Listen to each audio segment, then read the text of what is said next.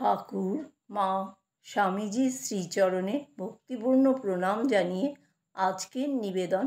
শ্রীরামকৃষ্ণ বললেন, তুমি এসেছ, বেশ করেছ।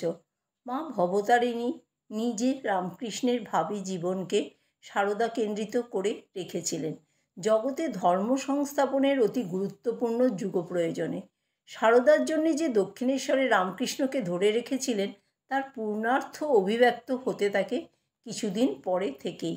পল্লীবালা সারদা শতপ্রবৃত্ত হয়ে তখনই দক্ষিণেশ্বরে এলেন যখন তার বহুশ্রুত স্বামী নিন্দাজনিত তার প্রাণের অসহ বেদনা দূর করার উপায়ান্তর ছিল না।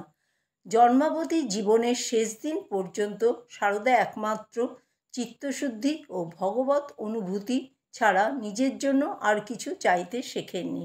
সারদা আহুত হয়ে দক্ষিণেশ্বরে আসেননি, স্বামী সেবায় নিজে আহুতি হতে স্বইচ্ছায় এসেছিলেন।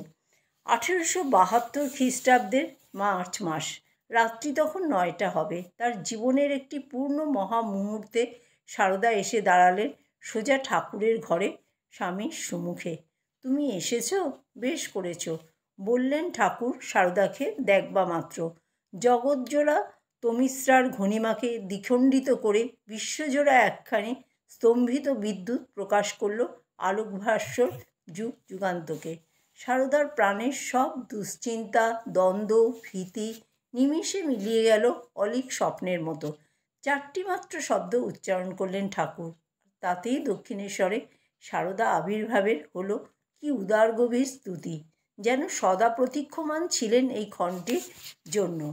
শ্রীরামকৃষ্ণর সকল সিদ্ধির প্রামাণিকতা প্রতিষ্ঠা করা এবং প্রমাণসিদ্ধ ও পূর্ণাহুতি সার্থক পূর্ণতা অনাগতকালের মর্মস্রোতে পাবনী গঙ্গারূপে প্রবাহিত করে দেওয়া অবশ্য কৃত্য ছিল।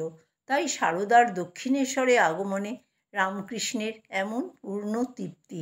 তুমি এসেছ, বেশ করেছ। জয় ঠাকুর, জয় মা, জয় স্বামীজি।